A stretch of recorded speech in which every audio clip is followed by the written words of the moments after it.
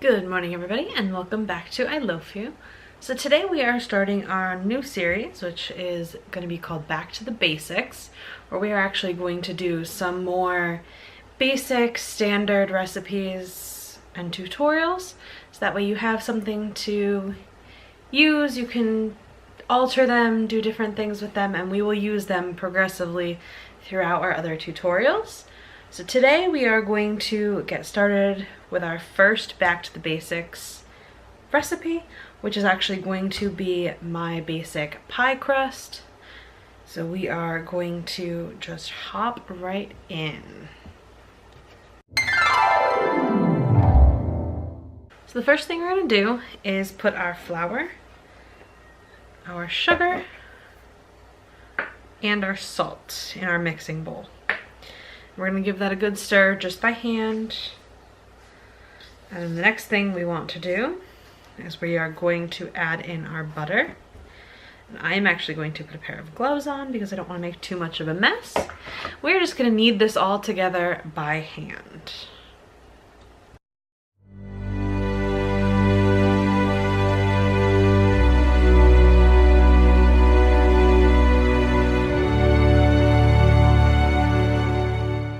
Alright, so now that we are all mixed up and it's a nice fine meal, there's some bigger pieces of butter, but that's alright. We're going to continue mixing. So I have my cold water. I actually kept it in the fridge. So I'm going to add a little bit at a time. You don't want to add too much. But we all know, you should know a basic, like what a dough is supposed to be for a texture. It does need to come together. And your elevation and everything is going to affect how much water you need to add to get your crust to come together. So we will just continue adding here until we get to the right.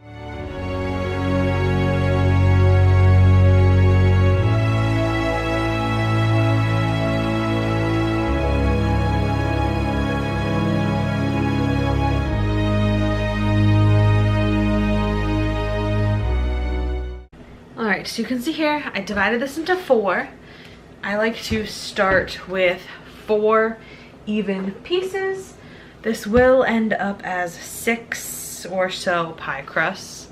If your rolling yours a little bit thicker, then yours will obviously make more pie crusts. But my ideal thickness will make 6. So we're just going to start by putting a little flour down on our table, just so that our pie crust isn't going to stick terribly. And we just take and flatten out one of our balls a little bit. And I press one side into the flour and fix our flour again and place the other side down. That way both sides are floured. Move this out of our way. And you just want to start rolling it out. I do have 10-inch pie plates. I'm using the disposable ones because I'm going to actually put all of these into the freezer to use at a later date. So you just want to continue rolling this out until you are at the right size. You continue moving it around so that you don't stick to the table or the work area that you're in. So I'm just going to measure. I can go in a little bit larger.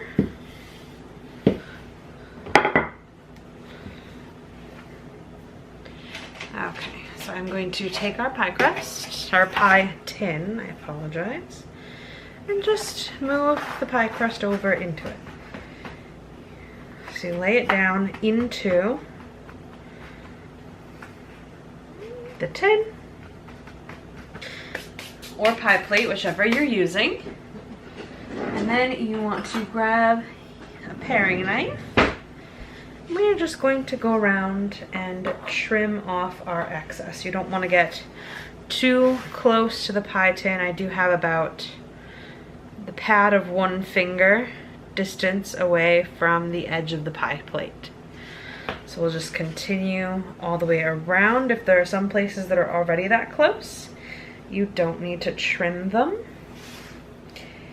You cannot go back once you remove it unless you re-roll your entire pie crust. And we would prefer to only have to roll it out once because it does start to become stiff. You will see our last pie crust that we roll out will be a little stiffer and a little harder to roll because it will be made up mostly of the excess that we are cutting off here. So now that we are trimmed, I like to do my pie crust, the edging, by putting my thumbs here, lifting, tucking it under, so you're at the edge of the pie plate here, and then pinch towards your fingers towards each other. And you just continue lift up and tuck and pinch. And you're going to continue that all the way around the pie plate.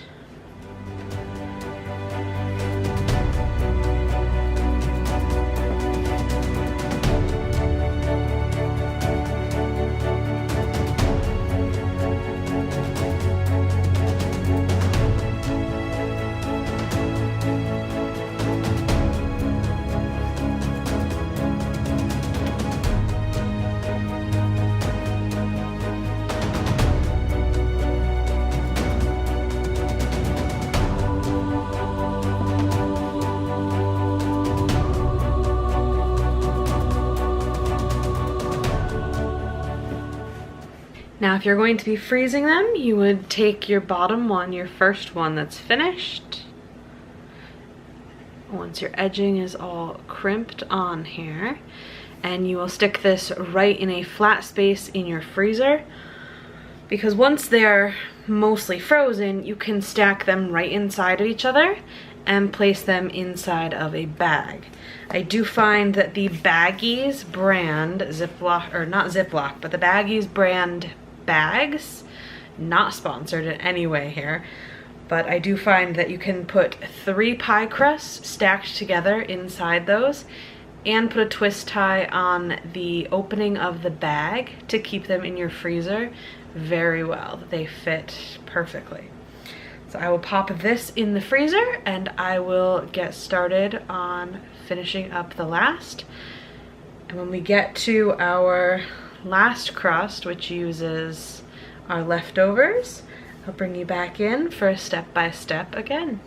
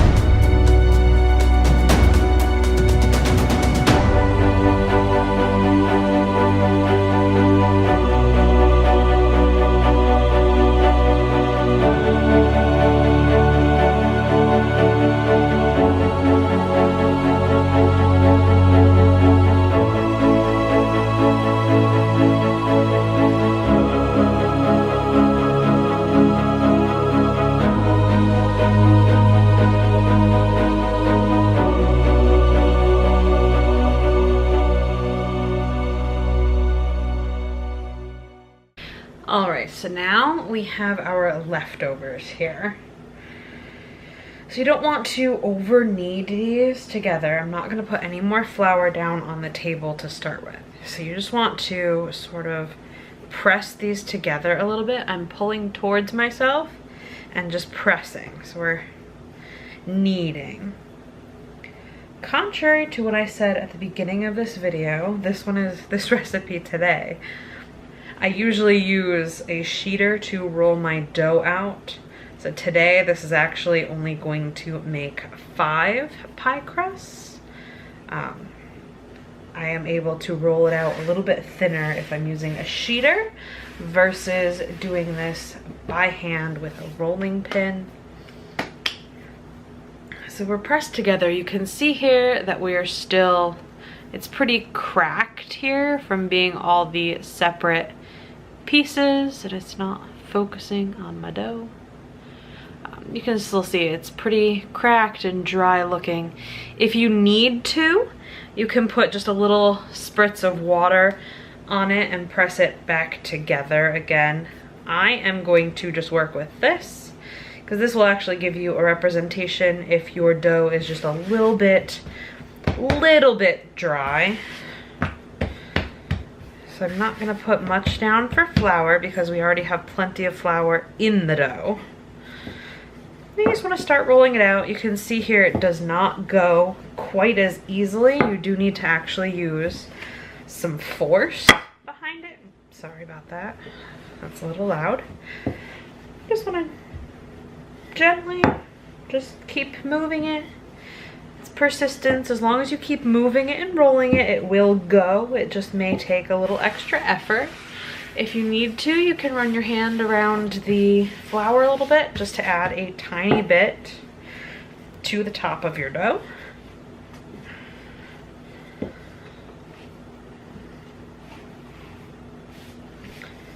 And just keep rolling. And you can check and see if you're big enough. I am not quite. Now, one of the best ways to use this is when you're making the pie crust. If you are going to use this as a top crust, you don't have to go quite as large because you don't need to have the edges all pinched and folded over. Now, I am rolled out big enough that I can use this as a bottom crust. However, I will give you a quick show of what you can do if you're going to use this as a top crust later. So I make sure we're pressed completely down into the pan. And then I fold the edges over the outside of the pan just a little bit. And I will cut it almost at the edge of the pie plate, because I don't need all of that extra crust if I'm using this as a top crust. I already have it rolled pretty, well, it's not thick, but it's thicker than I usually roll my pie crust. So I already don't want to have that much extra. So you can see here, the edge of the pie tin is right there. So it's just a little bit out past there. So now you can put this again in the freezer and put it in a bag, or you can use it right away. I personally am going to use it today to make another video, but if you do freeze it, it will come out exactly like this. You just want to make sure that you let it thaw before you move on to placing it on top of your pie. So this is your basic tutorial on a normal pie crust, either to use as a single crust or to use as a double crust. We will see you in our next video. If you're interested in some more of the basics, like the teach me how to cook type basic recipes, please let me know in the comments down below. And if there's anything specific you would like to see, again, please let me know. I would like to cater some videos, cater some recipes towards what you guys want to see. You can hit that like button or subscribe to the channel if you'd like to keep up to date with all of our videos and you want to see what's going on. And in our end screen here, I will include links to all of our social media. You can follow us Instagram, Twitter, as well as Facebook. You can find us in all those places, and I will see you in our next video. Until then, happy baking!